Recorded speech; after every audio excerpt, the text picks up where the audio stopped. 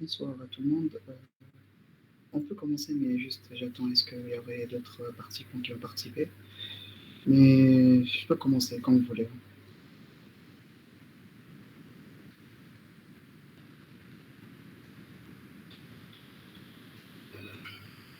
Ok,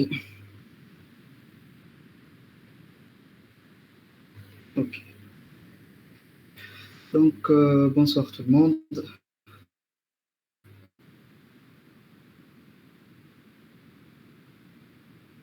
J'espère que vous portez tous à merveille, Inch'Allah.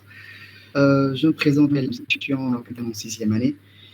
J'ai l'honneur aujourd'hui de vous présenter un topo intitulé La prise en charge devant l'hypercalémie. Donc, sans plus tarder, on peut commencer. C'est bon, vous voyez le mode plein écran? Oui, on le voit. Ok. Ok, comme je viens de le dire, donc le topo s'intitule l'hypercalémie. J'ai dit en général les dyscalémies parce que dans ce topo-là, j'ai scindé en deux parties. Première partie, ce sera sur l'hypercalémie et une deuxième partie sur l'hypocalémie qui va se faire un autre jour, Inch'Allah. Donc, comme à l'accoutumée, je préfère présenter sous forme d'un cas clinique. Donc, j'aimerais bien que vous participiez, ou bien par message, ou bien vous ouvrez le micro et vous parlez, et on avance au fur et à mesure. Donc, je commence. Il s'agit d'un patient âgé de 55 ans qui consulte aux urgences de l'hôpital pour une altération de l'état général avec une fatigue musculaire. Sa famille décrit une diarrhée profuse avec des vomissements depuis 3 jours. Il aurait présenté un épisode de somnolence avant de venir aux urgences et il rapporte une déchirure, un diabète de type 2, une hypertension artérielle, un adénome de la prostate. Son traitement habituel comporte du glucophage, du Triatec, du Lasix, l'Ecidrex et le Cardanciel. Le Cardanciel, c'est un bêta-bloquant. Le Triatec, c'est un inhibiteur de l'enzyme de conversion. Et l'Ecidrex, c'est un hydrochlorothiazide. Donc, ce sont des traitements antihypertenseurs. À l'examen clinique, on découvre une pression artérielle à 11,9, une fréquence cardiaque à 70 battements par minute, un Glasgow à 13, une saturation à l'heure ambiante de 95% et une fréquence respiratoire à 19 cycles par minute. Il ne présentait pas de signes de localisation neurologique, pas d'insuffisance cardiaque droite ou gauche et il présentait une paresse cutanée qui est modérée. Les premiers résultats biologiques montrent une hémoglobine à 12,7 grammes par décilitre, l'urée qui était à 20 millimoles par litre, la créatinine à 250 micromoles par litre, le potassium à 7,6 millimoles et le chlorure à 105 millimoles par litre, et la natrémie à 128 millimoles par litre.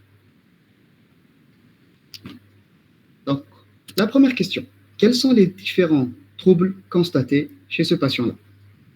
Je remets un peu la diapositive pour que vous me dites un peu les différents troubles qui existent chez ce patient-là.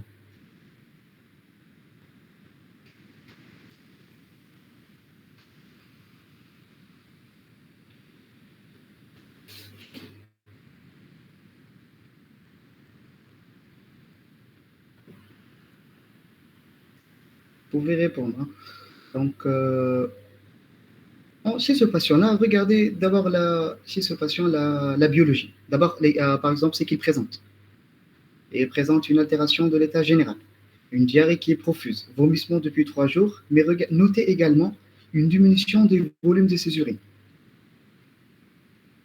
Le premier truc que ça saute. Deuxième chose, l'urée qui est augmentée, la créatinine qui est augmentée, le potassium qui est augmenté, la natrémie qui est diminuée. Maintenant, c'est trop vous constatez. Hein.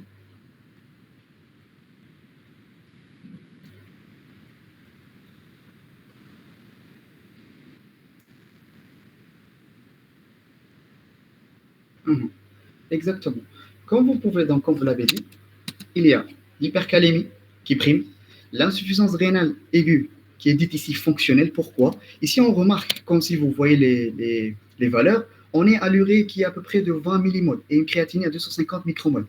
Et quand l'urée est trop augmentée par rapport à la créatinine, on plaide plutôt vers une insuffisance rénale fonctionnelle. Parce que l'augmentation, en cas lorsque l'insuffisance rénale est dite est pré-rénale, c'est-à-dire fonctionnelle, l'augmentation de l'urée est plus importante que celle de la créatinine.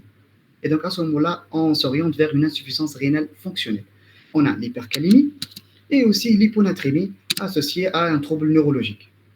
L'état hémodynamique qui est sûrement dû à une hypovolémie, une déshydratation due également qui est la conséquence serait l'insuffisance rénale fonctionnelle.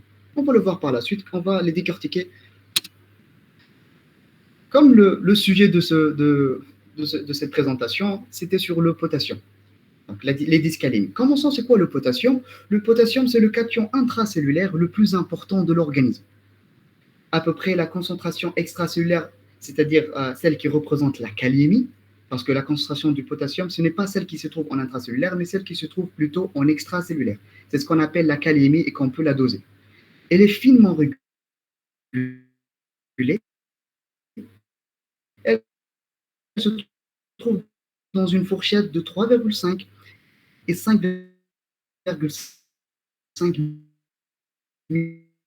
millimoles par litre.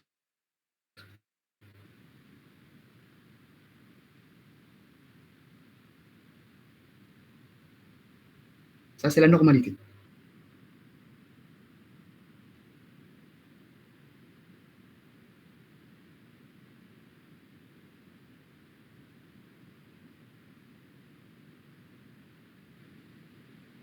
Il faut savoir également qu'il y a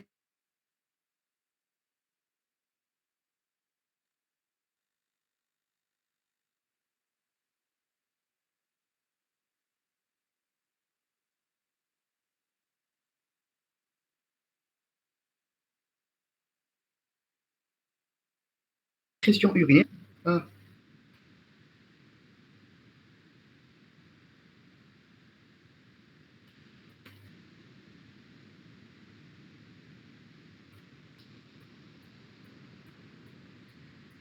Ça va mieux maintenant?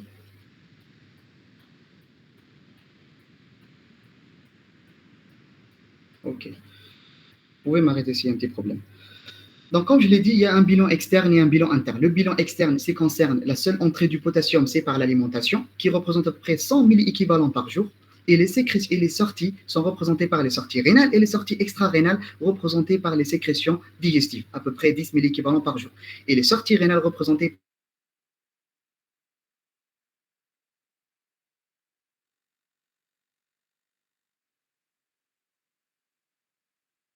il concerne le transfert cellulaire du potassium du milieu intracellulaire et extracellulaire.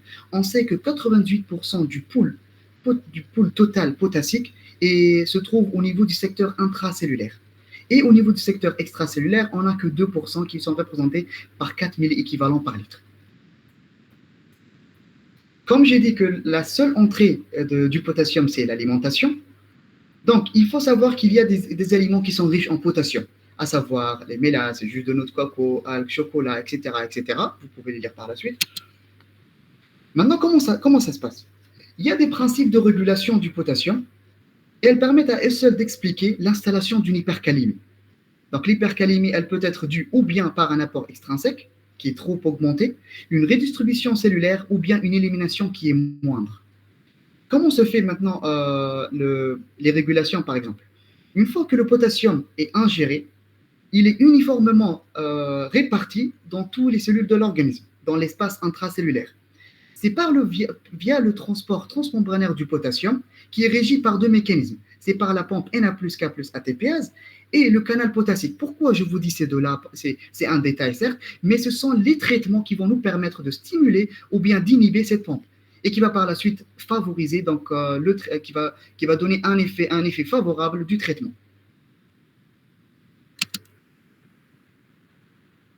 Maintenant, la classification des dyscalémies et leurs moyens de diagnostic. Comment classifie-t-on une hypercalémie ou bien une hypocalémie? C'est lorsque l'hypercalémie est dite, une hypercalémie, lorsqu'elle dépasse 5 millimoles. On sait que la fourchette normale se trouve entre 3,5 et 5 millimoles.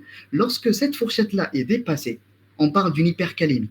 Et la sévérité est conditionnée par la réalisation d'un électrocardiogramme. Donc, le dosage du potassium, c'est pour le diagnostic positif. Le diagnostic de gravité est conditionné par la présence de signes électrocardiographiques à l'ECG. Maintenant, il faut également savoir que si on trouve chez un patient une calémie qui est élevée chez un individu qui est en bonne santé et qui ne présente aucune cause évidente d'hypercalémie, dans la majorité des cas, la concentration du potassium obtenue, elle correspond à la quantité libérée à partir des cellules sanguines durant ou après le prélèvement normalement. Donc, s'il y a un problème au niveau du prélèvement sanguin, que ce soit avant ou après ou bien pendant le prélèvement sanguin, la calémie est faussement augmentée. On parle d'une pseudo-hypercalémie qu'il faudrait éliminer d'emblée. C'est lorsque le prélèvement est difficile, la contraction des muscles de l'avant-bras, retard dans l'acheminement du prélèvement, le transport du tube pneumatique, agitation du tube, ponction d'un hématome, thrombocytose, leucocytose. Donc l'idéal serait de faire quoi en cas de, lorsqu'on va faire un bilan biologique pour un ionogramme sanguin pour savoir la calémie? L'idéal serait de prélever avec un tube sec sans garrot, et je dis bien sans garrot, ou bien avec un tube épariné. Maintenant, l'hypercalémie. On a dit que le diagnostic d'hypercalémie est donné par une concentration sanguine en calémie qui est supérieure à 5 mmol. Le diagnostic est suspecté cliniquement si présence de signes cliniques évidents, ce n'est pas le cas dans la majorité des cas. Pourquoi? Parce que les signes cliniques ne sont perceptibles qu'à une concentration importante de la calémie.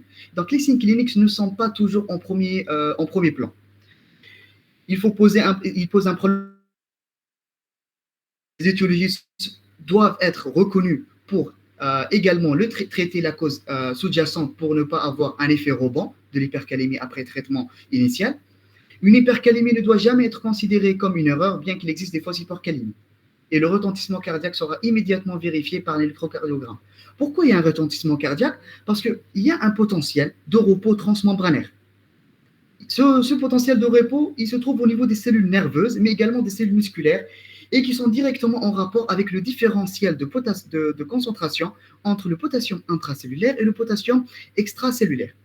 Donc la variation de la calémie d'un côté à l'autre, ou bien d'un sens à l'autre, c'est-à-dire une hypocalémie ou une hypercalémie, est à l'origine de troubles de l'excitabilité cellulaire, en particulier cardiaque, ce qui peut être fatal, voire même mortel. Maintenant, on revient au cas clinique. Devant ce patient, qu'est-ce qu'il faut faire?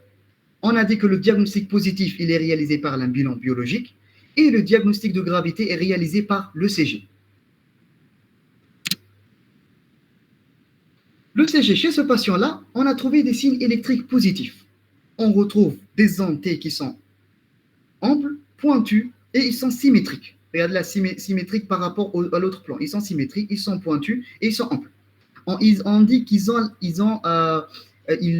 ressemblent à un stalagmite. C'est ça le stalagmite. Donc, ils ont cette ressemblance-là. Donc, devant une hypercalémie, lorsque nous avons des ondes T qui sont comme ça, amples, pointues, ce sont des signes d'imprégnation de la calémie au niveau cardiaque.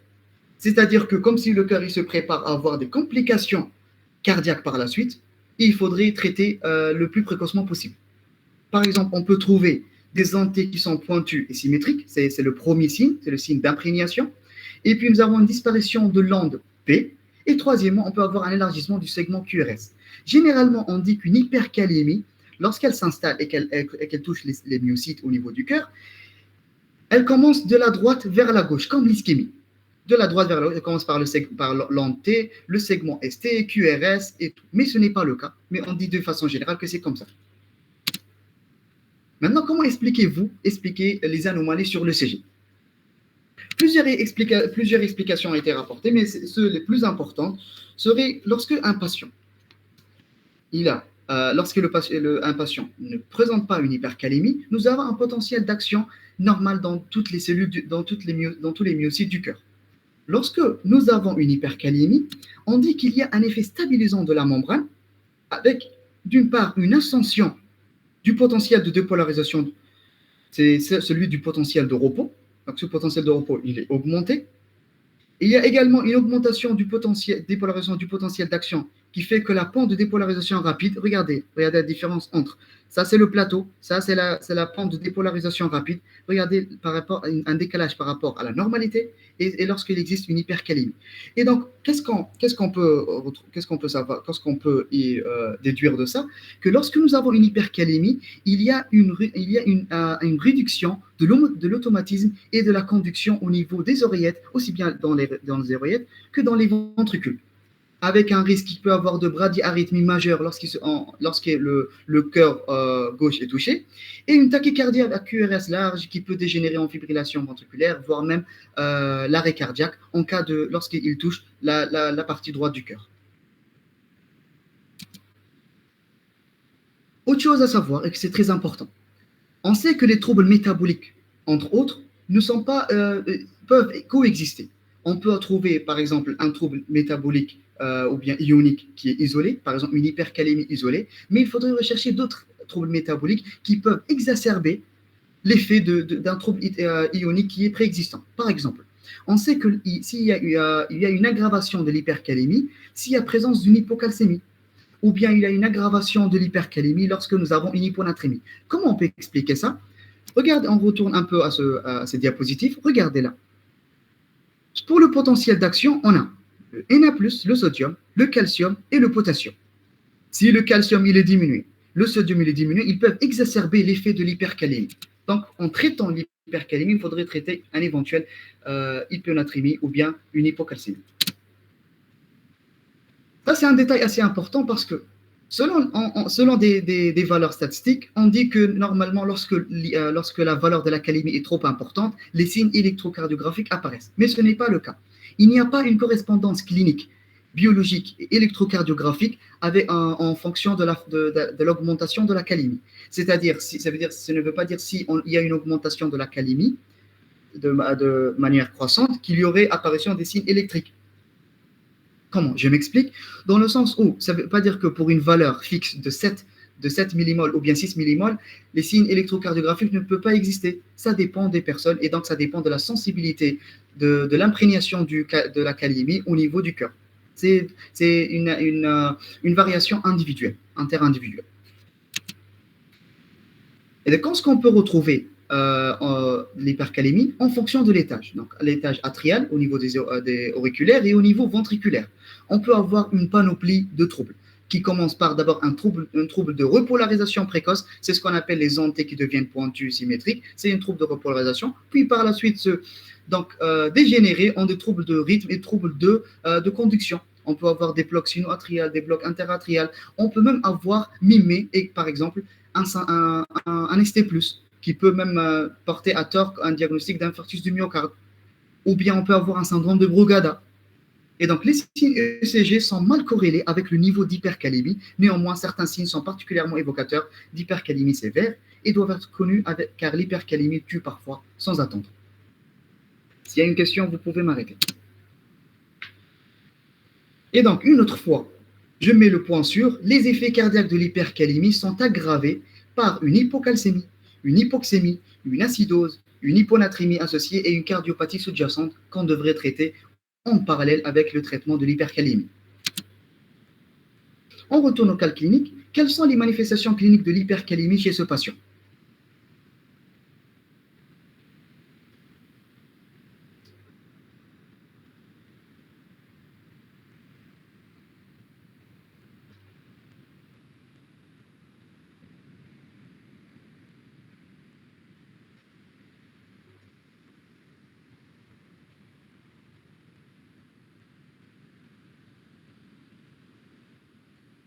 La relation, ok. Je retourne à cette diapositive. Regardez la diapositive du potentiel d'action. Dans le potentiel d'action, il y a quoi? Il y a une montée rapide du potentiel qui est favorisée par les canaux sodiques. Les canaux sodiques, c'est-à-dire le sodium. Un plateau qui est normalement fait en présence de calcium. Et la dépolarisation rapide qui est faite par le potassium. En cas de diminution du sodium, ou bien une diminution de la calcémie, ce potentiel d'action n'est pas adéquat. Et donc, imaginez que la dépolarisation du potassium est plus rapide. Et plus il y a une hypercalémie, plus il y a une réduction de l'automatisme et de la conduction au niveau des myocytes. Comment il y a une réduction de ça? Parce que le potentiel d'action, normalement, il se fait en quelques millisecondes, il se retarde, il prend plus de temps. Au lieu que ce soit quelques millisecondes, quelques microsecondes, il devient en millisecondes. C'est-à-dire il devient de plus en plus lent. Et donc, en présence d'une hyponatrémie, l'hypercalémie, il peut exacerber l'effet de l'hypercalémie au niveau du cœur. À cause de quoi? À cause de l'excitabilité de l'excitabilité du potassium au niveau des myocytes. Donc, en présence d'un trouble ionique à type d'hyponatrémie, le potentiel d'action qui, normalement, il y a une montée rapide du potentiel, elle est diminuée. Regardez la différence entre le normal et lorsque nous avons une hypercalémie. Imaginez que cette pente-là, elle est normale, elle est plus diminuée, donc jusqu'à là. Donc, l'automatisme et la conduction va être encore moindre. Donc, au lieu que ce soit le plus rapide possible, parce que le potentiel d'action va se faire entre des myocytes, et les myocytes vont, par exemple, au niveau du nœud sinusal, nous avons des neurones qui vont permettre d'acheminer le flux électrique d'une cellule à une autre. Imaginez que ce potentiel, il est très lent.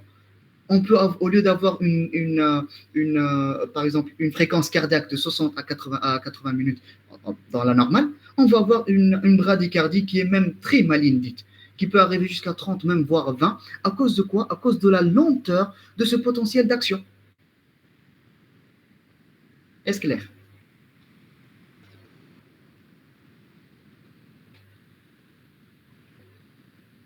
Oui, c'est clair. Merci beaucoup, docteur. Ok, il n'y a pas de quoi.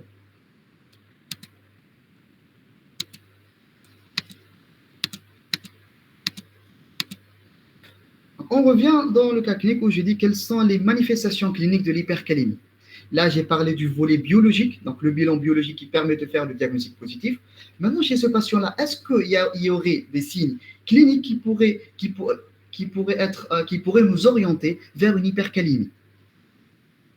Normalement, il faut savoir que pour les manifestations cliniques, il n'y a pas de signes cliniques qui sont particuliers de l'hypercalémie. Mais chez ce patient-là, on a remarqué qu'il avait une altération de l'état général avec une fatigue musculaire. Ce sont les deux signes cliniques qui peuvent nous orienter vers une hypercalémie. En plus peut-être d'une diminution du volume de ses urines, on va penser peut-être à une insuffisance rénale qui par la suite a provoqué une hypovolémie, puis par la suite a provoqué une hypercalémie. Mais les signes cliniques les plus évocateurs, c'est l'altération de l'état général avec fatigue musculaire. Maintenant, les manifestations cliniques. Oui. Oui, les vomissements. En ce qui concerne les vomissements, ils peuvent être vus dans les troubles ioniques, mais ce n'est pas des signes cliniques précis. On ne voit pas, par exemple, un patient qui présente une hypercalémie ou bien des troubles ioniques, par exemple une hypercalcémie, il peut présenter des vomissements. Mais est-ce que c'est un signe clinique évocateur d'un trouble ionique quelconque? Non, on va juste suspecter.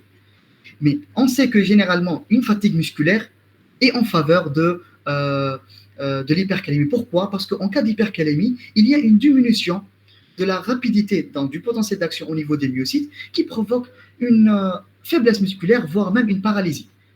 Paralysie, puis par la suite une paralysie. On va voir. On sait que les symptômes provoqués par une hypercalémie sont surtout musculaires et myocardiques. Et donc l'hypercalémie entraîne une dépolarisation de la membrane cellulaire engendrant une hyperexcitabilité au niveau des cellules musculaires. Il y a deux signes généralement en ce qui concerne l'hypercalémie. Nous avons des signes dits neuromusculaires et des signes cardiaques. Les signes neuromusculaires, ils apparaissent pour des calémies supérieures ou égales à 7 millimoles, mais ce n'est pas le cas. Ce sont juste selon des études statistiques à qui on a fait la part des choses entre telle valeur de calémie, on peut avoir l'apparition de signes cliniques. Mais comme je l'ai dit, il y a une variation interindividuelle. Ça peut commencer par une fatigue musculaire, des paresthésies à type de fourmillement ou de piqûres d'épingle prédominant au niveau des extrémités, la plante des pieds, la paume des mains, à la langue, aux lèvres et autour de la bouche. On peut également avoir la paralysie qui est plus rare. Il y a par exemple, l'hypercalémie peut mimer ce qu'on appelle une paralysie ascendante. La paralysie ascendante qui peut se voir dans un syndrome de Guillain-Barré, qui est une polyradiculonévrite, qui peut même vraiment mimer un syndrome de Guillain-Barré avec une paralysie ascendante qui commence au niveau des pieds et qui peut remonter, touchant même les muscles respiratoires et donnant une insuffisance respiratoire aiguë. Donc, il faudrait également, devant un syndrome de Guillain-Barré, éliminer une hypercalémie si elle existe. Parce que le traitement serait plus rapide d'une hypercalémie que d'un syndrome de Guillain-Barré, avec, comme vous le savez, les traitements qui sont un peu difficiles. On va donner des immunoglobulines, on va donner une plasmaphérèse. Donc, imaginez un traitement d'hypercalémie et la plasmaphérèse. Donc, on fait faire la part des choses. Il faut également savoir que les signes cliniques sont le plus souvent représentés par un collapsus d'installation brutale et précédant l'arrêt cardiaque. Deuxièmement, nous avons les signes électrocardiographiques. Ils sont essentiels pour le diagnostic, également pour la gravité et la surveillance du traitement de l'hypercalémie.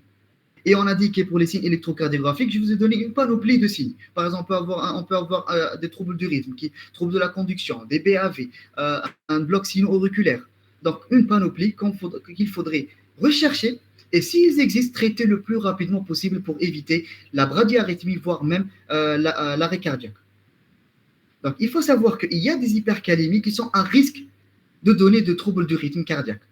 Surtout lorsque la calémie est supérieure à 6,5 millimoles, lorsque l'hypercalémie est d'installation rapide. On sait que selon les études actuelles, qu'une hypercalémie, donc l'apparition des signes cardiaques, elle n'est pas liée à la valeur de l'hypercalémie, mais elle est liée à la brutalité d'installation de la calémie. C'est-à-dire, un patient qui présente une hypercalémie depuis presque 3 semaines, 2 semaines, n'est pas comme un patient qui présente une hypercalémie en moins de 2 jours. Donc, la brutalité d'installation de l'hypercalémie est en faveur est pourvoyeuse de signes électrocardiographiques et même donner des troubles du rythme cardiaque malins, donc jusqu'à une arythmie maligne. Donc, un patient qui est porteur d'une cardiopathie, une acidose métabolique associée, l'hypocalcémie associée, l'hyponatrémie et l'hypoxémie. Il faut savoir comment ça se passe pour l'acidose métabolique. Il faut savoir que pour l'acidose métabolique, il y a une relation entre l'équilibre acido-basique et la calémie. On sait qu'il joue un rôle majeur dans les mouvements de potassium de part et d'autre de la membrane cellulaire. Ça, c'est l'équilibre acido-basique. Il faut savoir qu'il y a 2 types d'acidose métabolique. Nous avons les acidoses métaboliques qui sont dites minérales et ceux qui sont dites organiques. Ceux qui sont dites minérales, par exemple, qui peuvent se voir lors d'une décompensation acidocétosique, qui peuvent se voir lors d'une diarrhée. À ce moment-là, donc, il y a une hypercalémie qui est provoquée par l'acidose métabolique, minérale, je dis. Mais concernant l'acidose métabolique organique, par exemple, l'exemple parfait serait l'acidose lactique. En cas d'acidose lactique, on a remarqué qu'il n'y a pas d'hypercalémie. Pourquoi? Parce qu'il n'y a pas l'entrée et la sortie de H+, et Cl- pour respecter l'électroneutralité. Donc, on sait que l'acidose métabolique minérale est pourvoyeuse d'une hypercalémie. C'est bon, je peux avancer?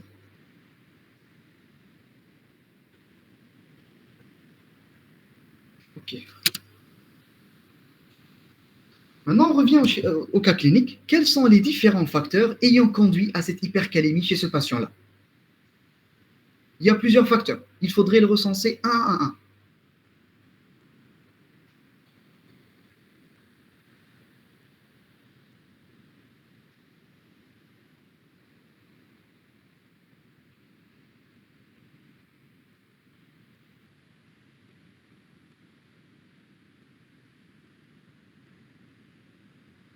Pour l'insuffisance rénale, oui. Pour l'HTA, mais est-ce que c'est l'HTA ou bien ce sont les traitements de l'HTA? C'est plutôt les traitements de l'HTA qui sont pourvoyeurs d'hypercalémie. Les plus connus, ce sont les bêta-bloquants et les USC. Quoi encore? Ce patient, il a quoi encore qui peut engendrer même une hypercalémie chez ce patient? Regardez le patient, il est diabétique de type 2. Un patient qui est diabétique de type 2, il peut décompenser peut-être à cause de cette diarrhée et des vomissements, peut-être une infection sous-jacente qui a décompensé son diabète, qui peut provoquer une acidose métabolique. Et l'acidose métabolique pourvoyeuse d'hypercalémie. Donc les facteurs qu'on a, c'est l'insuffisance rénale. L'insuffisance rénale est secondaire à l'hypovolémie parce que le patient il a une déshydratation extracellulaire. L'acidose métabolique qui serait due peut-être à une décompensation du diabète, mais on ne sait pas jusqu'à là. On n'a pas fait les gaz du sang, donc il faudrait faire les gaz du sang artériels. Les médicaments chez ce patient, ce sont les USC, les bêta-bloquants qui sont pourvoyeurs d'hypercalémie. Et est-ce que ce patient-là, avant qu'il commence à avoir des vomissements et une diarrhée, est-ce qu'il n'a pas eu une alimentation excessive et qui est riche en potassium? Les modalités de régulation du potassium. Pourquoi savoir ça? C'est pour savoir également qu'on pourra l'extrapoler par la suite dans le traitement.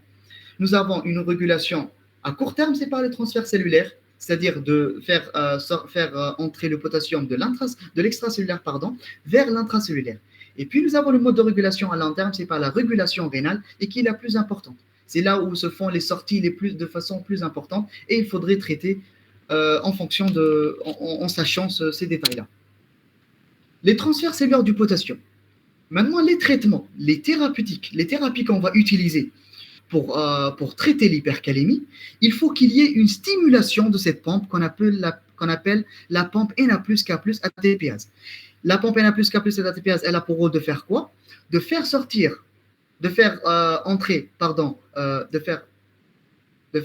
3 Na plus et de faire entrer 2 K plus, c'est-à-dire 3 ions de sodium et faire entrer 2 potassium. Et nous avons le canal potassique qui est normalement un transport passif. Ça, c'est un transport actif. Ça, c'est un transport passif qui peut se voir, par exemple, lors d'une acidose, l'augmentation du volume intracellulaire, l'hyperosmolarité. L'hyperosmolarité, par exemple, chez un diabétique avec une carence insulinique, il a une hyperglycémie. L'hyperglycémie va provoquer, via un gradient, la sortie du potassium de l'intracellulaire vers l'extracellulaire, provoquant ainsi une hypercalémie. Donc, le traitement qu'on va utiliser pour traiter l'hypercalémie serait des traitements qui vont stimuler la pompe Na plus K plus ATPase et qui vont essayer de réduire ces facteurs-là, c'est-à-dire l'hyperosmolarité, l'acidose. Maintenant, pour les diagnostics étiologiques, qui est une partie trop importante après le traitement initial. Il faut généralement traiter l'hypercalémie parce qu'elle tue, et il faut par la suite traiter la cause sous-jacente pour ne pas avoir un effet rebond de l'hypercalémie.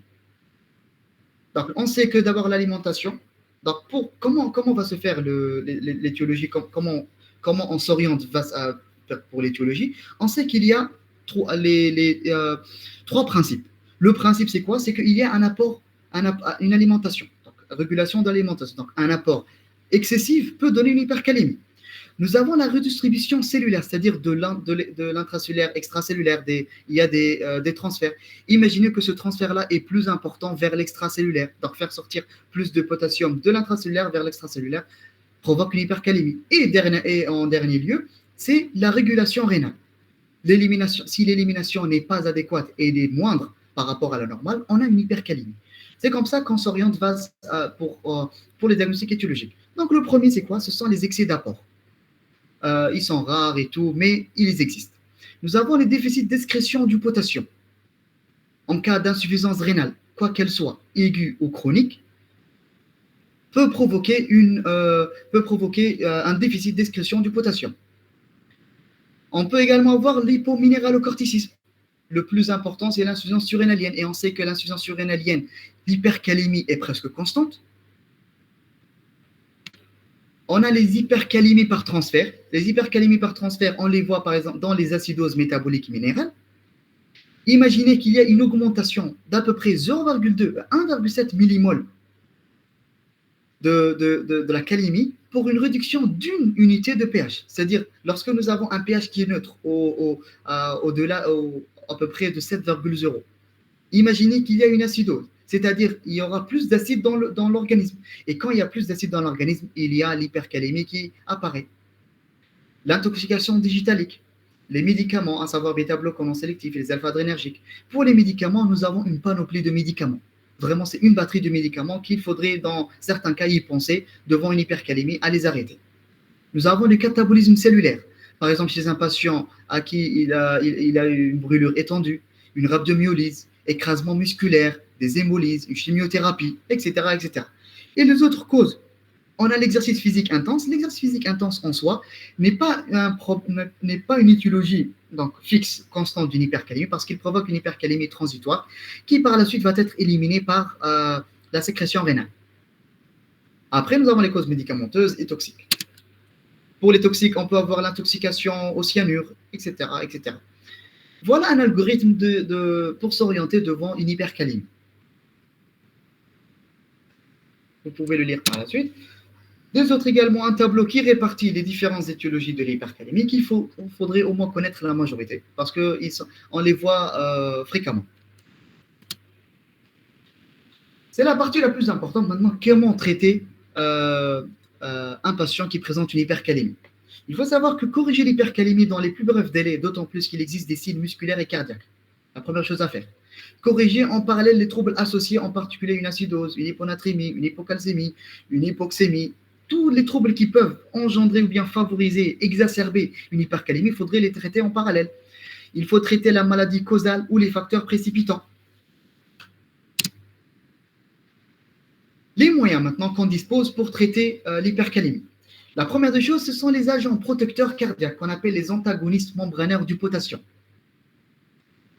Deuxième chose, il faudrait, par exemple, on sait que maintenant le potassium il se trouve en extracellulaire, il est trop augmenté, et donc les thérapeutiques qu'on va utiliser vont avoir comme rôle de faire pénétrer le potassium de l'extracellulaire vers l'intracellulaire. Et troisième modalité thérapeutique, c'est extraire le potassium de l'organisme via quoi? Via les sécrétions rénales, via l'élimination rénale. Maintenant, les moyens. Pour les moyens, on sait qu'il y a les moyens d'utilisation maintenant des thérapeutiques. En premier lieu, on a la réduction des apports alimentaires du potassium. Première chose à faire chez un patient qui présente une hypercalémie, il faut arrêter tout apport alimentaire en potassium. Chez ce patient-là qu'on a dans le cas clinique, c'est un patient qui était déjà qui avait déjà une altération de l'état général, qui avait déjà des troubles de la conscience. Donc, il ne va pas prendre des apports alimentaires. Mais il faudrait demander à la famille, est-ce qu'il a eu des apports alimentaires auparavant, il y a quelques jours, qui auraient provoqué cette hypercalémie. Donc, on va également arrêter les médicaments responsables d'une hypercalémie. Chez ce patient-là, il avait des bêta-bloquants, il avait des USC, il faudrait les arrêter. Après, avis cardiologique, bien évidemment. La soustraction du potassium de l'organisme. Maintenant, comment soustraire le potassium de l'organisme? Il y a plusieurs méthodes. Là, je vais vous citer les différentes modalités thérapeutiques, mais par la suite, je vous dirai quelle est celle qui prime par rapport à l'autre, en aigu ou bien en chronique. En commençant par les résines échangeuses d'ions qu'on appelle le kaoxalate. Les kaoxalates, on l'appelle également les chélateurs digestifs du potassium. Ils ont pour rôle de quoi? De fixer le potassium et libérer le sodium dans l'intestin. Il est prescrit par voie orale à la dose à peu près de 15 à 45 grammes par litre, de lait d'action à peu près de 3 à 4 heures. Après, nous avons le lavement en rectal qui se fait à peu près une posologie de 30 à 60 grammes et un délai d'action d'1 heure. Les effets secondaires de la résine échangeuse d'ions et la constipation. Et donc, chez un patient à qui il a une hypercalémie chronique ou bien une insuffisance rénale chronique qui a engendré une hypercalémie chronique, les résines échangeuses d'ions ne sont pas utilisées en aigu. Donc, chez un patient qui présente une hypercalémie qui vient aux urgences, on ne va pas utiliser la résine en première intention. Donc, elle est utilisée pour les hypercalémies chroniques, mais également en supplémentation du traitement initial rapide, c'est-à-dire les autres thérapeutiques qu'on va voir. Comme on sait que l'effet secondaire, c'est la constipation, on va l'associer à un laxatif osmotique. Il faut également savoir que certaines études ont montré que chez un patient qui présente une pathologie intestinale sous-jacente, on peut avoir une nécrose intestinale, mais c'est trop rare. Et il n'est pas utilisé en première intention. Ça, c'est les différents médicaments qui peuvent provoquer une hypercalémie. Il faudrait au moins connaître les plus fréquents, ceux qu'on utilise surtout en pratique. Maintenant, on continue avec la soustraction du potassium de l'organisme. On a parlé de la résine échangeuse d'ions. Maintenant, nous avons les diurétiques de Lens. En ce qui concerne les diurétiques de Lens, il faut savoir qu'ils ne sont utilisés qu'en cas d'hypercalémie associée à un syndrome œdémateux ou une insuffisance cardiaque en dehors d'un obstacle urinaire sous-jacent. En cas d'hypovolémie, on sait que l'hypovolémie, déjà le patient il est déshydraté. On ne va pas provoquer une diurèse osmotique ou bien une diurèse par exemple par les diurétiques pour ne pas aggraver l'hypovolémie ou bien aggraver l'insuffisance rénale. Donc, il est contre-indiqué en cas d'insuffisance rénale et d'hypovolémie. Et il est utilisé également lorsque le bicarbonate est utilisé. Il faut l'utiliser en parallèle parce que ça limite la surcharge volumique qui est provoquée par les bicarbonates. On va les voir par la suite. L'épuration extra-rénale, c'est-à-dire l'hémodialyse. On a la dialyse péritonéale et l'hémodialyse. On sait que l'hémodialyse, elle permet une soustraction plus importante du potassium, 5 à 6 fois plus que pour la dialyse péritonéale. Il faut faire attention à l'hypercalémie de Bourbon. Pourquoi? Parce qu'on utilise l'hémodialyse dans le cas où nous avons une insuffisance rénale chronique ou bien une insuffisance rénale oligo-anurique qui est résistante au traitement médical, ou bien nous avons une hypercalémie qui est menaçante et qu'on n'arrive pas, malgré un traitement médical adéquat, elle résiste au traitement. À ce moment-là, l'hémodialyse s'impose en urgence. Et puis nous avons, en dernier lieu, le transfert du potassium du secteur extracellulaire vers le secteur intracellulaire via ces thérapeutiques, à savoir l'insuline avec du glucose, l'alcalinisation et les bêta-mimétiques. Maintenant, commençons un à un. Ce sont les traitements les plus importants à savoir. On commence par l'insuline avec du glucose. Il se fait soit par injection d'IV en discontinu, mais cette méthode-là n'est pas utilisée couramment parce qu'on a peur d'avoir des hypoglycémies. Donc, c'est pourquoi la modalité la plus importante à savoir, c'est une perfusion continue de sérum glucosé à 10% ou 30% avec de l'insuline ordinaire. La règle, on l'appelle la règle de 30. On va donner 30 unités d'insuline, 300 cc de sérum glucosé à 10% ou bien 30%, et sur 30 minutes. Et on sait qu'en sachant cette règle-là, il ne faut pas l'appliquer chez un patient qui présente, par exemple, une surcharge. Un patient qui est inflaté, qui présente une surcharge volumique, l'insuline et le glucose ne devraient pas être utilisés. On va utiliser d'autres thérapeutiques parce que c'est contre-indiqué. Et on sait que l'insuline et le glucose, il diminue à peu près 0,5 à 1,2 millimoles par litre et il est perceptible dans les 20-30 minutes. Également, il faut savoir un détail, il est bon à savoir, chez un patient qui est par exemple hyperglycémie, il est par exemple diabétique, il présente une hyperglycémie et qu'il a présenté une hypercalémie. Le traitement chez lui, on va commencer par de l'insuline seule, sans utiliser le glucose. Pourquoi? Parce que le patient est déjà hyperglycémique. On ne va pas aggraver l'hyperglycémie et donc provoquer une hyperosmolarité qui par la suite va provoquer une hypercalémie secondaire. Donc on préfère commencer par de l'insuline et faire une surveillance par le dextro pour savoir est-ce que la glycémie a diminué ou augmenté, s'il faudrait rajouter du glucose ou pas. Donc c'est au cas par cas. Y a-t-il une question?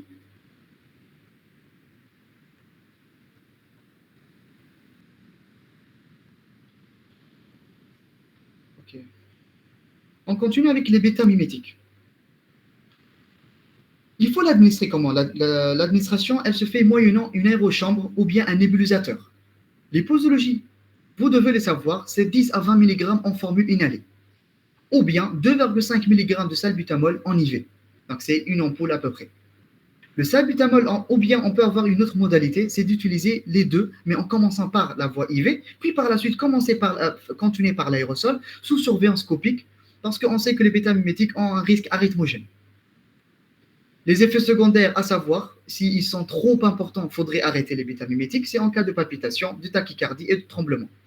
L'effet sur l'acalémie, il faut savoir ces détails-là, juste pour savoir que je donne les détails, juste par la suite, pourquoi on utilise l'association, pourquoi on n'utilise pas l'association. On sait que pour les bêta-mimétiques, ils ont une réduction de 0,6, 0,88 millimoles par litre. Maintenant, un détail très important. Chez un patient qui se présente aux urgences pour une hypercalémie, qu'elle soit isolée ou bien associée à d'autres troubles ioniques, on sait que l'association des deux thérapies que je viens de dire, l'insuline glucose et les bêta-mimétiques, sont plus efficaces lorsqu'ils sont utilisés en association que lorsqu'ils sont utilisés de façon isolée. Donc, c'est mieux de les associer que de les utiliser de façon isolée. C'est le message le plus important que je pourrais passer. Une autre thérapeutique, c'est l'alcalinisation du plasma ou bien du milieu extracellulaire. C'est par les bicarbonates. L'usage est controversé. Pourquoi? Parce qu'on sait que les bicarbonates, il y a eu des études dans la littérature que les bicarbonates n'ont un effet favorable que lorsqu'il existe une acidose. Donc, si le patient ne présente pas une acidose et qu'on fait les bicarbonates, il n'y a pas un effet favorable et un effet qui est ressenti de manière significative. Donc, en plus, c'est quoi son rôle? Il stimule la caliurèse en augmentant la bicarbotonurie. Donc, il va stimuler la caliurèse, c'est-à-dire pour éliminer le potassium de l'organisme. L'efficacité est vue au bout d'1 heure. Et la solution bicarbonatée est contre-indiquée en cas de signe de surcharge.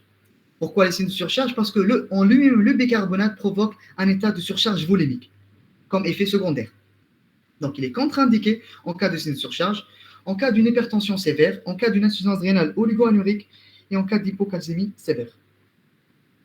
Maintenant, si l'administration est excessive du bicarbonate, il provoque une hypernatrémie, une alcalose métabolique et un état de surcharge volumique par l'apport du sodium. Maintenant, comment l'administrer, le bicarbonate?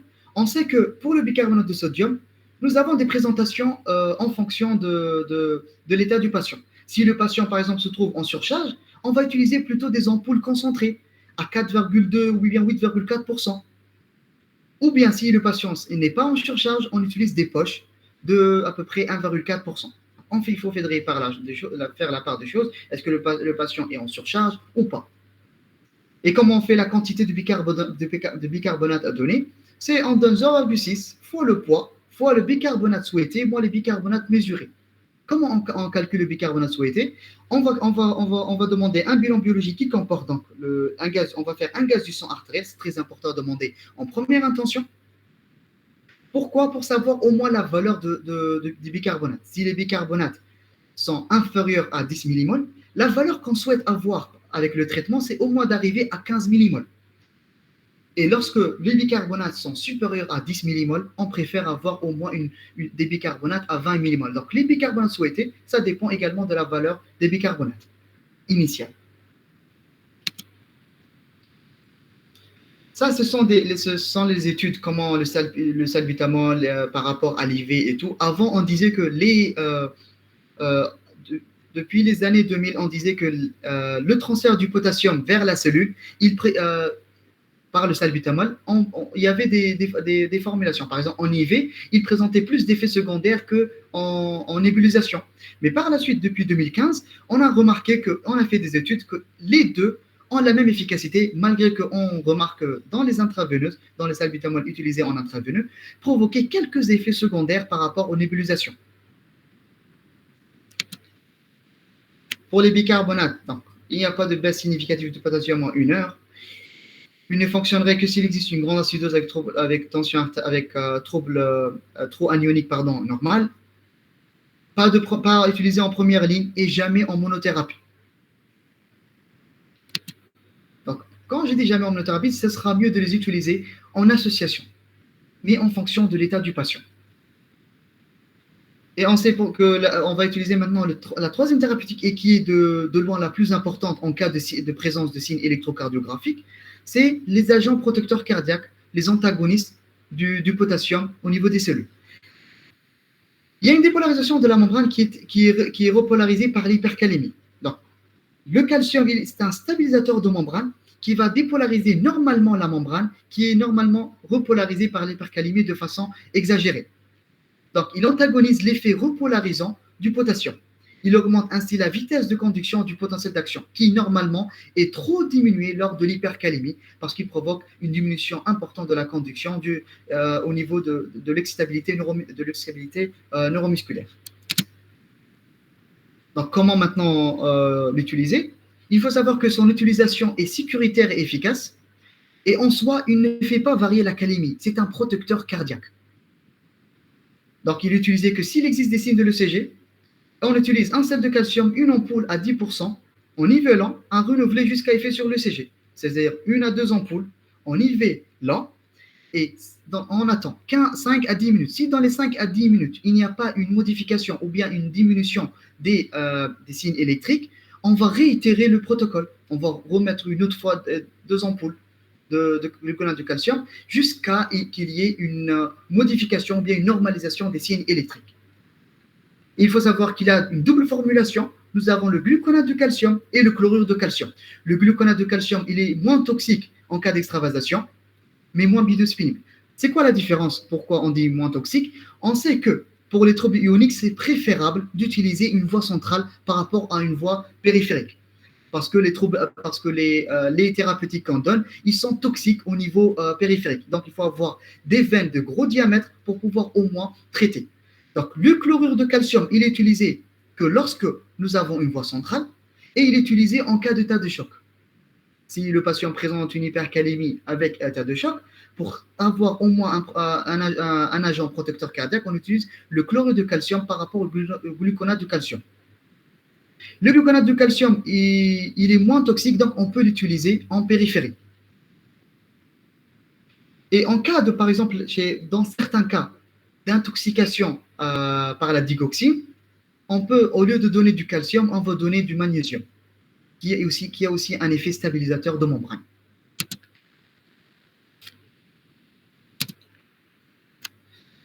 Voilà un tableau qui résume à peu près les différents thérapeutiques qu'on vient de citer et leur début d'action et leur durée d'action.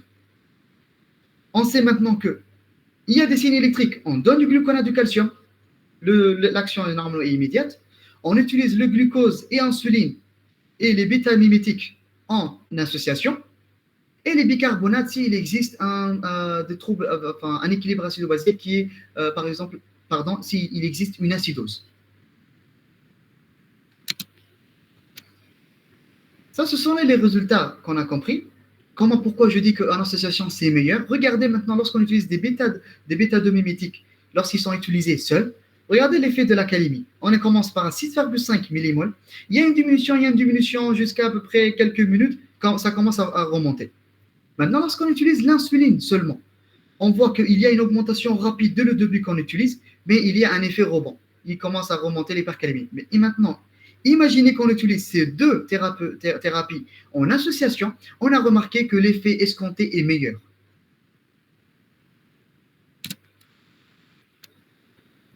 Maintenant, la prise en charge de l'hypercalémie, on a dit, elle diffère de quoi? Elle diffère si le patient est en surcharge ou il n'est pas en surcharge. Si le patient présente une hypercalémie modérée, c'est-à-dire à peine elle a dépassé la fourchette, c'est-à-dire supérieure à 5 millimoles, elle est à peu près de 5,5, 6 millimoles.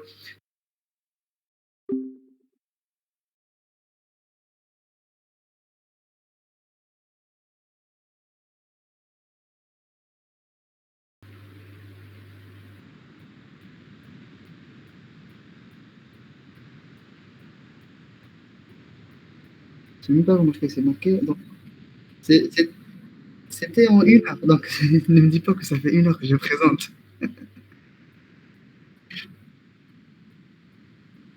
Non, non, non, c'est pas grave, c'est juste que je suis choqué, ça a pris beaucoup de temps.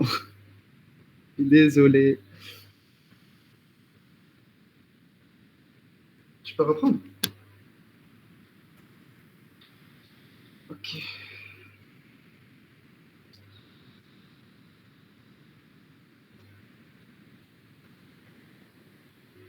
Je m'étais arrêté où?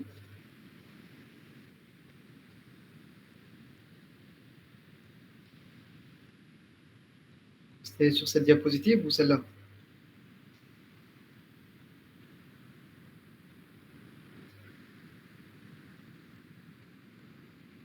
Ah, ok. Vous voyez le mode plein écran?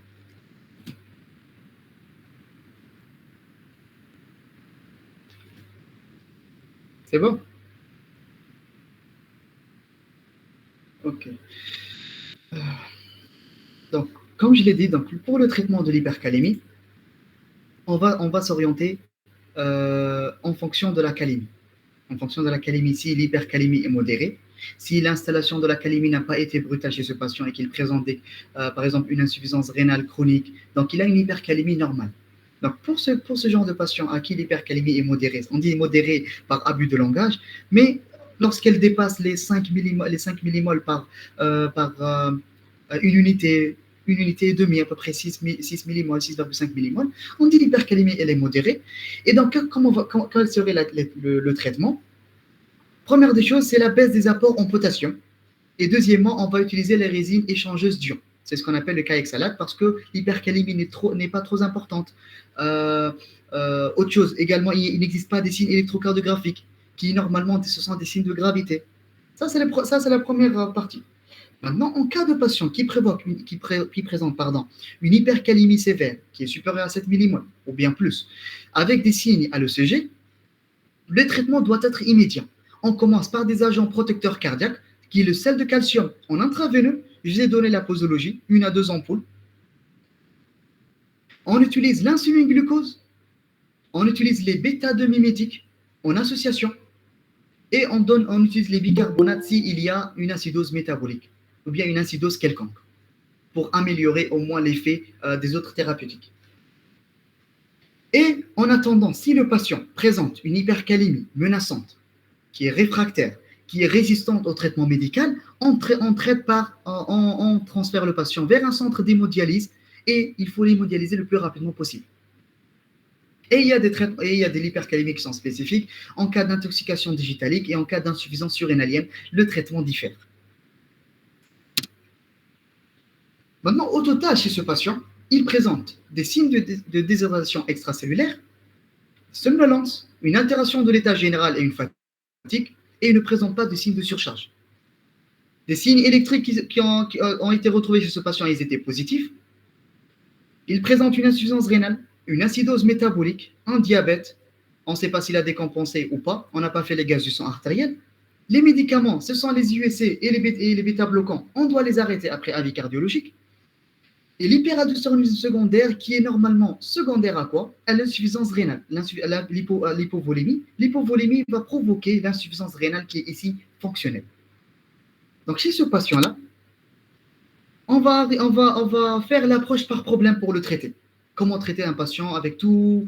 Cette diapositive-là, elle résume tout ce qu'on a vu chez ce patient, les détails cliniques, paracliniques, mais également comment on va le traiter. L'approche par problème, c'est la meilleure des approches. C'est traiter, il présente une déshydratation extracellulaire, on va traiter la déshydratation. L'hypercalémie, on va la traiter. L'insuffisance rénale aiguë fonctionnelle, et s'il présente des comorbidités associées, on va les traiter.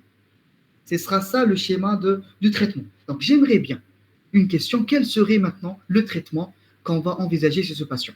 Après avoir vu tous les détails, toutes les données que je vous ai données pour le traitement de l'hypercalémie, comment on va traiter chez ce patient-là? Le patient, il vous vient aux urgences, quelle serait votre conduite à tenir?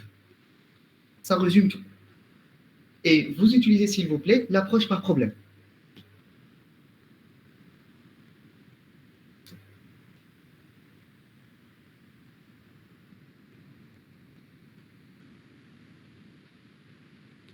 Ça, ok. Quoi encore?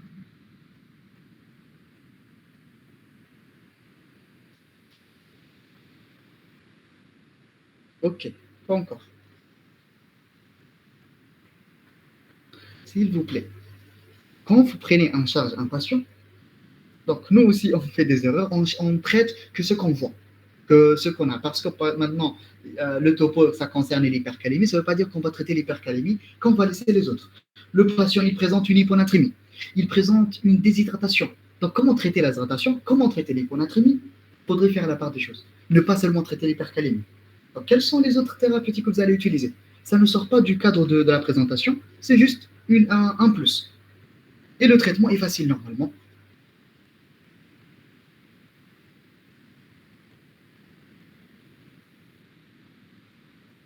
L'hémodialyse. Est-ce que chez ce patient-là, on a commencé les thérapeutiques médicales? Par exemple, est-ce qu'on a commencé l'insuline et tout pour voir que si le patient présente une résistance à ce traitement-là, normalement, à ce moment-là, on recommande l'hémodialyse. L'hémodialyse est recommandée dans 2 cas, normalement. C'est en cas, si le patient présente une insuffisance rénale chronique terminale, ou bien s'il présente une hypercalémie résistante. Ça, ce sont quand est-ce qu'on utilise l'hémodialyse.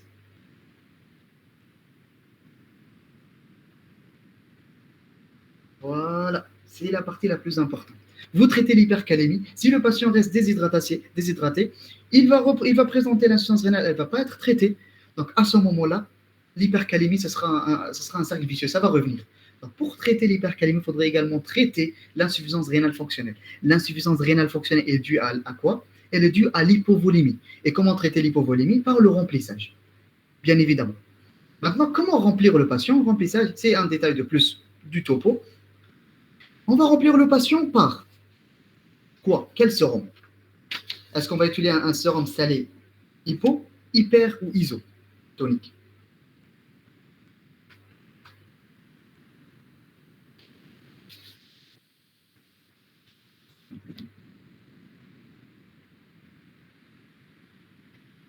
Vous avez dit hypertonique. J'aimerais bien comprendre pourquoi. Si ça vous dérange pas.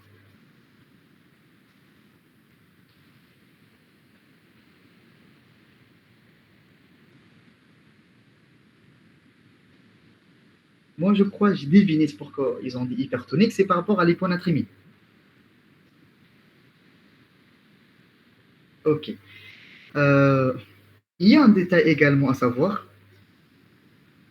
Pour le traitement de la déshydratation, ils ont dit ils vont utiliser un sérum salé hypertonique. Moi, je vais utiliser un sérum salé isotonique. Et je vais m'expliquer. Il faut savoir que le sérum salé isotonique, il est hypertonique par rapport au plasma du patient actuellement. Comment savoir cette nuance? Maintenant, le patient, il présente combien? Il est hyponatrémique. Donc, quand il est hyponatrémique, il est hypotonique. Le patient, il présente une hypotonie. Imaginez un sérum salé isotonique, il est comment? Actuellement, il sera hypertonique par rapport au plasma du patient. Donc, pourquoi utiliser un hypertonique qui pourrait provoquer des effets secondaires? Est-ce que vous avez compris, au moins j'espère, la nuance? Pourquoi l'isotonique par rapport à l'hypertonique? Oui, c'est compris, merci. Ok, merci beaucoup. Donc, le sérum salé isotonique, il va jouer deux rôles. Il va corriger la volémie, là elle est en hypovolémie, et il va corriger également l'hyponatrémie. Parce que via un gradient, donc un gradient de concentration, on sait que le sérum salé isotonique, il est hypertonique par rapport au plasma, donc il va remplir le patient, il y aura un remplissage, et il y aura également la normalisation de la natrémie. Ça, c'est première chose. On a traité l'insuffisance, la déshydratation extracellulaire par le remplissage vasculaire. Comment on fait le remplissage? Généralement, ce patient qu'on a, c'est un patient qui ne présente pas, regardez, c'est un patient qui ne présente pas de signe de surcharge. C'est un patient qui ne présente pas d'insuffisance rénale chronique. Donc, le traitement, on sait on sait que ce patient ne présente pas ce genre pardon, il ne présente pas une insuffisance cardiaque ou bien il ne présente pas une insuffisance rénale chronique. Donc, on peut remplir le patient. Comment le remplir? Normalement, on sait qu'on donne 5 à 6 litres par 24 heures. Mais avant, ça, c'est le total pendant les 24 heures. On donne 5 à 6 litres. Mais on commence à la première heure, on donne 20 à 30 cc la première heure. Est-ce que c'est compris? Mais durant les 24 heures, ça sera 5 à 6 litres pour le remplir.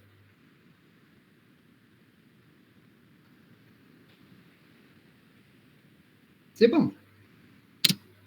Autre chose. Oui, Autre chose. Quand vous dites le patient, on va traiter.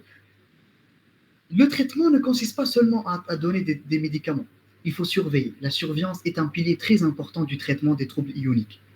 Donc, le patient, il arrive, on ne va pas directement donner le traitement. On va préparer le traitement, mais on va l'admettre aux urgences, dans un bloc, dans une unité de soins intensifs. On va le scoper, monitorer, tension artérielle, fréquence cardiaque, fréquence respiratoire, saturation. On va donner 2 voies veineuses périphériques de grand calibre. Une, ce sera pour le remplissage vasculaire. 2, ça serait pour le gluconate de calcium. Imaginez ce patient qui présente un état de choc. On va préférer de lui mettre une voie centrale pour lui donner le chlorure de calcium, non pas le gluconate de calcium. Oxygénothérapie. Le patient, il était à 95% à l'air ambiant.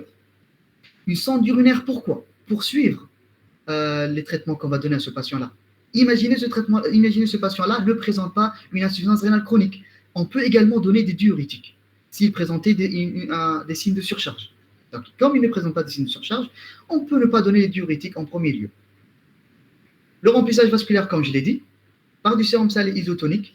On va donner des hypocalémiants plus arrêt des traitements hypercalémiants.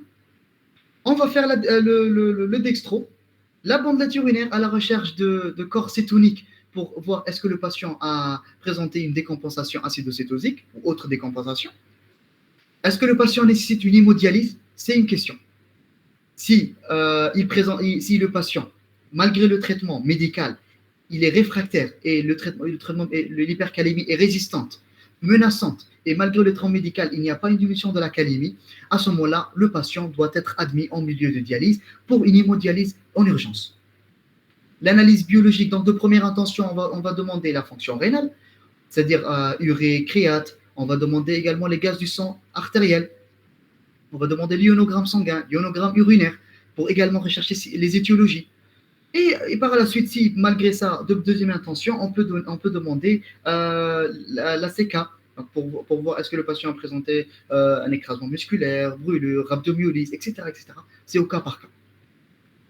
Donc l'élément de surveillance chez le patient, c'est l'évolution du traitement d'une hypercalémie doit être suivi sur cardioscope, donc sous cardioscopie. Pourquoi? Parce qu'il faudrait savoir est-ce qu'il y a eu les signes électrocardiographiques ont diminué ou même disparu. Il faudrait savoir. C'est un pilier de la surveillance. Donc, faire des ECG répétés, voir la tension artérielle et l'auscultation cardio-pulmonaire. Est-ce que le patient n'a pas présenté, à cause du traitement, à cause des bicarbonates, une surcharge, etc. Et le traitement préventif, c'est quoi? Chez les diabétiques et les insuffisants rénaux chroniques, il faudrait prescrire avec prudence les médicaments susceptibles d'augmenter la calémie. L'alimentation doit être pauvre en potassium chez l'insuffisant rénal chronique. Monsieur Basso, ça c'est un cas particulier. Juste pour ne pas l'oublier, je l'ai juste mis là. Donc, pour la grande abstinence, j'espère que vous avez compris. Il y a plusieurs facteurs, donc il faut gérer tous les facteurs pour au moins arriver à gérer le patient, à prendre en charge de façon adéquate le patient. Y a-t-il des questions? Et n'hésitez pas pour toute question.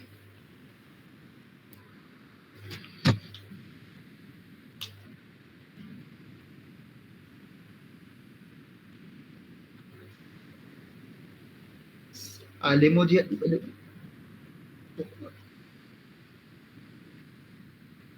Ok. Pour l'hémodialyse, comme tu l'as dit, un patient qui présente une hypercalémie sévère, menaçante, avec des signes électrocardiographiques de troubles de rythme graves, l'hémodialyse s'impose en urgence. On ne va pas attendre. Mais pendant l'hémodialyse, ça prend du temps. Donc, pendant qu'on prépare la salle d'hémodialyse, entre-temps, on commence le traitement médical. Vous voyez un peu comment faire la part des choses. On commence le traitement médical pendant qu'on attend le centre de dialyse, pendant la préparation du matériel, etc. Et il y a une autre question de Dr Naïma. Pour le remplissage par sérum salé 20 à 30 cc pendant 1 heure, mais est-ce que c'est constant qu'en valeur? Ce n'est pas constant. Il est constant, par exemple, en cas d'état de choc. Il est utilisé ce genre de remplissage vasculaire, surtout chez les patients qui présentent un état de choc. Mais on sait que dans la première heure, il faudrait donner au moins l'équivalent de 20 à 30 cc. Mais en général, dans les 24 heures, regardez, il faudrait faire la part des choses entre remplissage vasculaire et réhydratation. La réhydratation, c'est ramener au patient la capacité d'hydratation normale dans le corps. Par exemple, par jour, on peut s'hydrater à partir de 2,5 jusqu'à 2,5 litres. Vous voyez, ça, c'est la réhydratation. Mais le remplissage vasculaire, il faudrait ramener plus. C'est-à-dire, le patient, il est en hypovolémie. À ce moment-là, il faut remplir le patient, arriver jusqu'à 5 à 6 litres par 24 heures. Mais on sait, en pratique médicale, on sait que la première heure, chez un patient qui présente par exemple un état de choc, une hypovolémie très importante, qui peut dégénérer en état de choc, on commence à donner 20 à 30 cc, 20 à 30 millilitres par kilogramme à la première heure.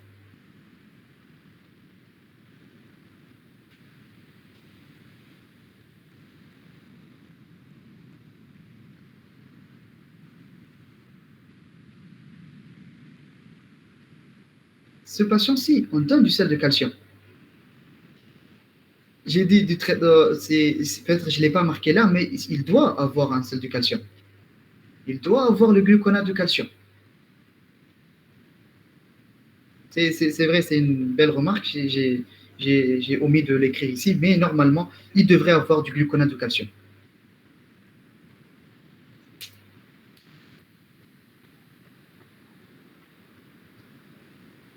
Merci, ils disent merci. Ok, merci à Et vous. il y a une autre question de Dr. Mhm. Hajar. Est-ce que toujours on donne du chlorure de calcium, même si absence de signe électrique, par exemple dans l'hyperkaliémie modérée ou chronique? Ok, dans l'hypercalémie modérée, s'il y a des signes électrocardiographiques, je dis modéré, c'est juste parce que, comme je vous l'ai dit, c'est un abus de langage. Mais si elle est modérée et que le patient présente des signes d'imprégnation, par exemple une hantée qui est ample, qui est pointue, des BAV de premier degré, si on voit, on préfère donner du gluconate de calcium pour protéger le cœur. Mais il faut faire la part des choses. Le chlorure de calcium, il est utilisé en cas d'état de choc. C'est mieux utilisé et il n'est jamais utilisé par une voie périphérique. Il est utilisé par une voie centrale parce qu'il provoque des nécroses tissulaires s'il y a une extravasation. Donc, comme je vous l'ai dit, s'il y a une hypercalémie modérée, ce n'est pas obligé, mais s'il présente des signes électrocardiographiques, faudrait administrer le gluconate de calcium. Sinon, on peut faire les autres traitements. Par exemple, les résines échangeuses d'ions, on peut donner surtout pour les hypercalémies chroniques. Arrêt de l'alimentation donc riche en potassium et on surveille. La surveillance surtout, c'est un pilier. Toutes les 4 heures faire un ionogramme. Au début, si c'est trop important, c'est une hypercalémie qui est sévère menaçante, on fait toutes les heures. Puis on fait toutes les 4 heures. Donc la surveillance est trop importante ici. C'est bon? Ok, merci à vous. Cette diapositive-là, c'est juste pour vous montrer l'effet maintenant du traitement. Chez ce patient-là, il avait une hypercalémie à 7,4 millimol. C'est un autre patient, hein, c'est juste pour vous montrer comment ça s'est passé. Il avait une hypercalémie à 7,4 millimol. J1 post-traitement, regardez les modifications qui ont eu lieu au niveau de l'électrocardiogramme. Les modifications sont très importantes. Ça, c'est J1 post-traitement. Hein. On est passé de 7,4 à 5,4. On a utilisé du gluconate de calcium, on a utilisé l'insuline glucose, les bicarbonates, les bêta-2 mimétiques, et regardez l'effet sur le cœur. On continue encore plus jusqu'à arriver à 4 millimoles, 5 millimoles, on s'arrête. Mais regardez la différence. C'est juste pour vous montrer la différence entre avant le traitement et après instauration du traitement. Et ça, c'est un algorithme décisionnel devant une hypercalémie. C'est de savoir, est-ce qu'il existe des signes de gravité à l'ECG? Est-ce qu'il y a une situation clinique à risque? Hémodialyse urgente, traitement pharmacologique, gluconate de calcium, bicarbonate si le cas le permet, insuline glucose et les diurétiques si le patient présente des signes de surcharge, etc. Si le patient ne présente pas de signes de gravité à l'ECG, on fait un traitement pharmacologique. S'il présente une anurie, maintenant en cas d'anurie ou bien une oligoanurie, les diurétiques sont contre-indiqués.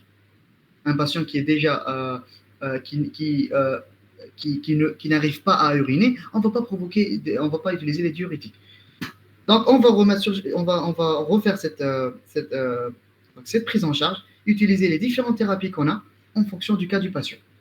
Et puis, surveillance avec le CG. Maintenant, si le CG, chez un cas, il est normal, on donne du caexalate et diurétique de Lance qui vont diminuer, certes, de manière prolongée la calémie, c'est-à-dire ça va prendre du temps pour diminuer la calémie, mais ça sera mieux que d'utiliser des thérapeutiques qui pourront avoir des effets secondaires.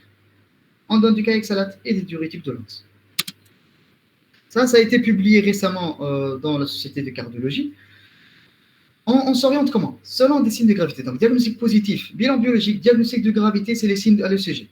S'il y a des signes à l'ECG, sans attendre la calémie, chlorure de calcium ou bien gluconate de calcium, insuline glucose, aérosol, on va donner par les bêta-2 mimétiques, bicarbonate si il y a l'existence d'une acidose, et furosémide si le patient ne présente pas de signes d'hydratation. Voilà la batterie de traitement à donner devant des signes à l'ECG. Et puis, si c'est menaçant comme notre collègue vient de dire, on utilise l'hémodialyse en urgence. S'il n'y a pas de signe à l'ECG, on va discuter au cas par cas l'insuline glucose, les furosémides, caoxalate, etc., etc. C'est au cas par cas qu'on doit avancer. Y a-t-il des questions?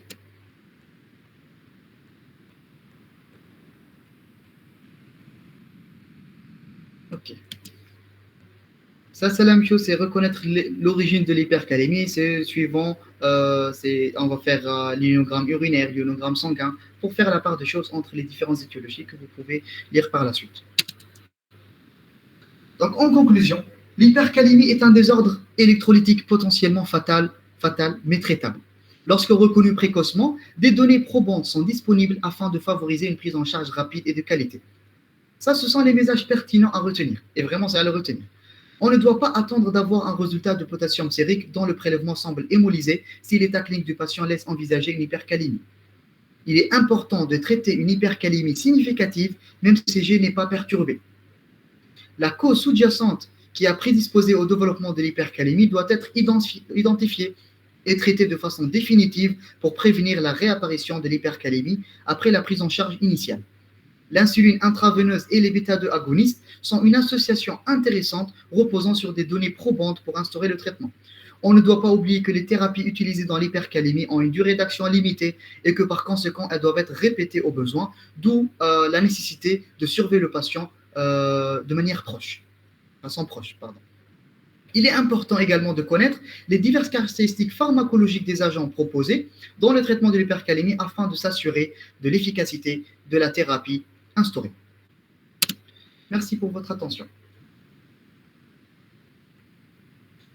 Merci à vous, docteur.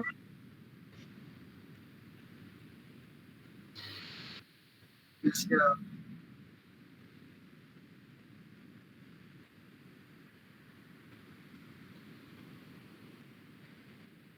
Merci à vous. C'est un plaisir de présenter. Et Inch'Allah, on présentera de façon régulière. Donc, la présentation, quand quelqu'un présente un truc, il aura tendance à ne pas oublier. Donc, c'est pour cela. S'il y a des questions, vous pouvez me les poser maintenant. N'importe quelle question.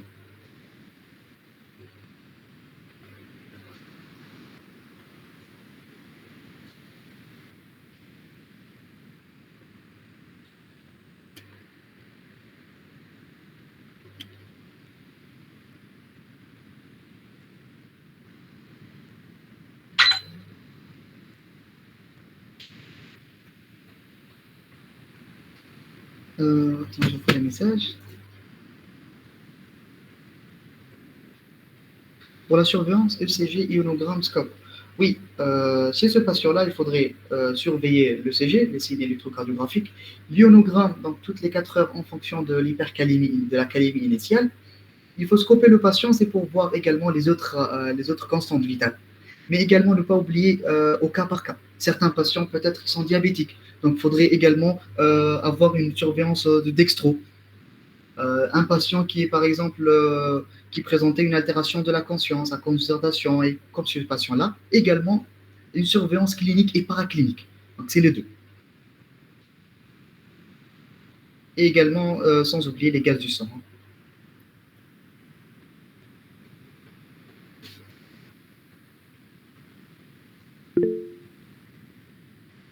Merci à vous, merci pour votre attention et passez une très belle soirée.